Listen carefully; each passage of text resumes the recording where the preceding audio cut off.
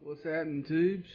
So I come out here and my damn springs decided to become a fucking dickhead again. So it's supposed to be right there with that little sprocket thing is in line with, and now I'm gonna have to come out here and fix it again. It's pretty much just a piece of shit, basically. Yeah, you get the idea. It's been a minute since I made a video, and I apologize. I've been very busy. The weekend had quite a bit going on. For example, I had gone to Tractor Supply to get a car wash brush, and let me show you guys this real fast. As you can see, it's dented up pretty bad right here, or whatever. Well, the brush was like $17, and you know, there's the brush end. Anyway, so check this out. I go, and you know, before I even went, I called, and I said, I'm looking at a car wash brush, and gave him the SKU number, and he says, well, I got 3 of those in stock.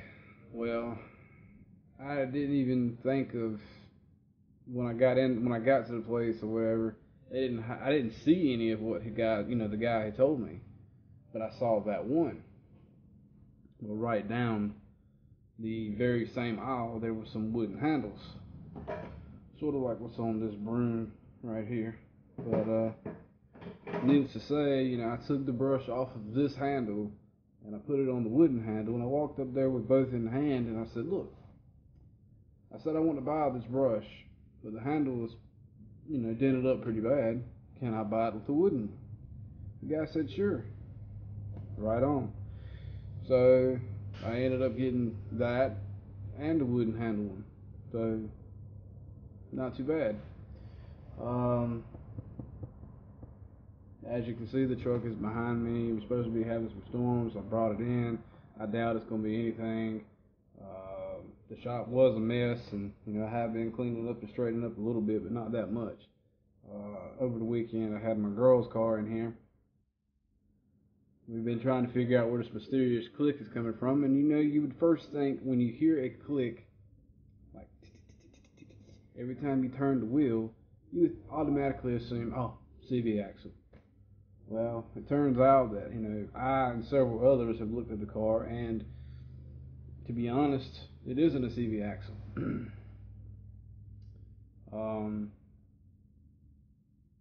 I even had the car, you know, took one of the wheels off the side that I had already checked the passenger side, and thinking, okay, well, let's just look at the brakes and make sure that the pads are wearing evenly and that the indicator ain't touching, and because you know, as you turn, your wheels sort of kind of give a little bit in the direction you're going in.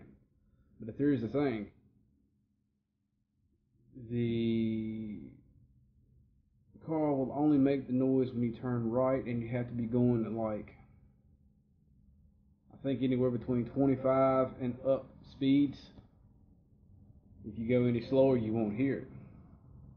Well, so I had her sit in the car, and we'll use this screwdriver here as an example. Well, an old trick that an old man had told me a long time ago was that if you take the tip of the screwdriver, put it to the end of what you're trying to listen to, and stick your ear up to this end here, the noise will actually travel up the rod and, you know, pretty much amplify in the handle, and thus you'd be able to hear it better. Sort of like, kind of like pinpointing exactly where it was coming from. Well, to my best knowledge, and by listening to what I heard, I've pretty much narrowed it down to being the strut, because every time that you would turn the wheel, you'd hear the strut itself. Every time you turn it, you'd hear the noise, and you know, that's the only thing that we've come across, because her, you know, all of the bushings seem to look good. The ball joints seem to be okay. The outer tie rods look good, inner tie rods look good. All that stuff looked good. I mean, nothing was out of the ordinary, and hey, that's the only thing that I've never heard of it happening before, but there's always a first for everything. I pressure washed the house. I pressure washed the outside of this shop. I pressure washed the little building back there. I don't have any video of it. I don't have any pictures. I don't have anything. The only thing that I have pictures of is actually me taking the carburetor off of our push mower. And, I used my little gum out, small engine cleaner, carbon choke cleaner, and tried cleaning it that way. And needless to say, it ran good after, and it did run some today. But as of today, I think it's officially dead. I think actually it's not that it's not getting spark. It's not that it's not getting fuel. It's not that it doesn't have compression, or at least, from what I can tell. But I think that it's potentially I think that the block itself on the inside may be scarred. I think that the rings may have contributed to it, so it may actually end up having a compression problem. I'm not sure, but you get what you pay for, and we didn't pay but like $75 for the thing, and I think we're gonna go out and try to get something new sometime. It's just been one thing after another after another after another. Been working on my grass, getting my grass caught up and growing up, and trying to fill in any empty spots and blank spaces, and it's just been a real big work in progress.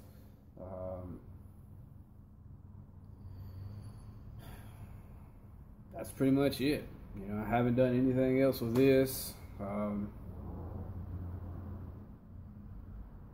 And I really do need to start finding things to record, because everything that I've done to it, I've just kind of like not even tried to record or anything, honestly.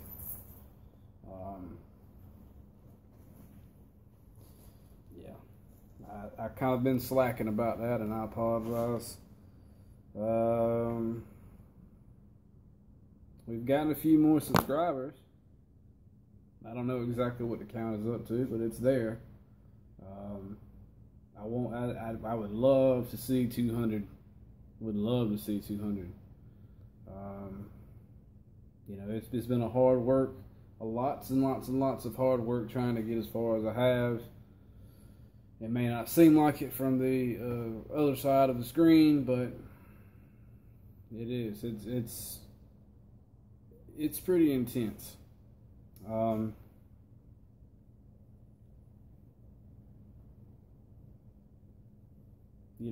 as far as me in the last video giving out my address or whatever, I'm not expecting any handouts or anything like that. It ain't my forte, so to speak. I was just saying that if you were potentially you were someone who was starting up a new business, or if you're someone who's got an idea and would like to try to promote it or whatever, you can send it to me, and I'll do a little review on it and video and so on and so forth.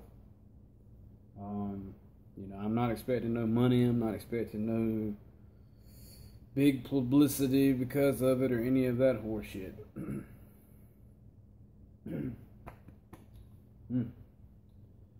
But anyways, this is gonna be a short video. I pretty much what I've just told y'all is what all has happened.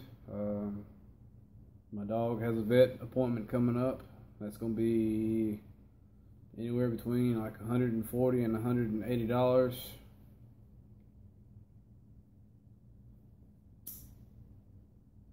Got to keep him up to date. And pretty much that's just a office visit.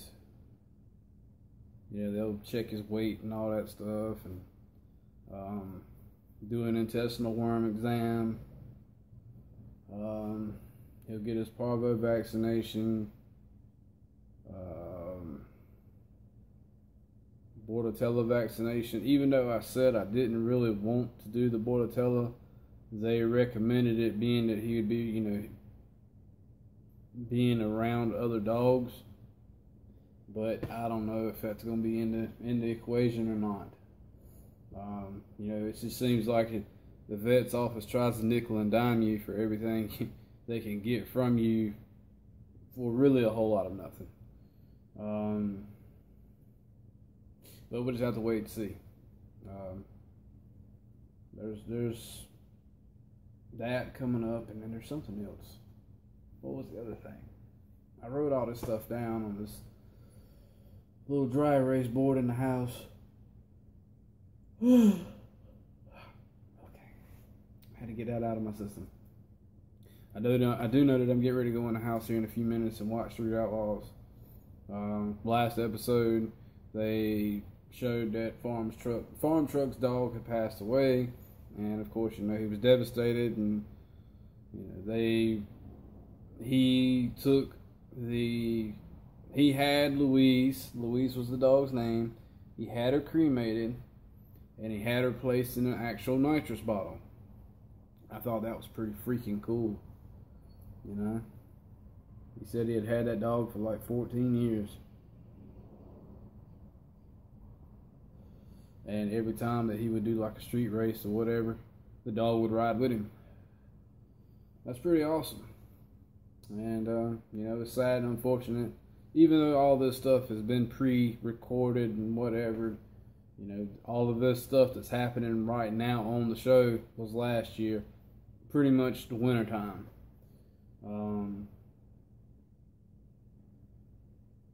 I think everything from like basically like spring up until fall is their free time. They do as they wish. I don't know how they do their recording stuff, but that's just my thought anyway.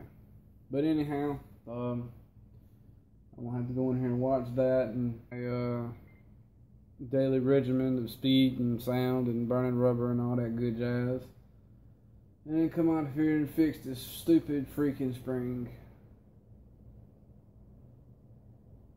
Ugh, what a pain in the ass. It's made out of crap. It's pretty much just monkey metal is really all it is. The door itself is sheet metal and the rails are sheet metal, but I don't know what the hell the attachment that the spring is supposed to go to. I don't have a clue what that is. But I don't know.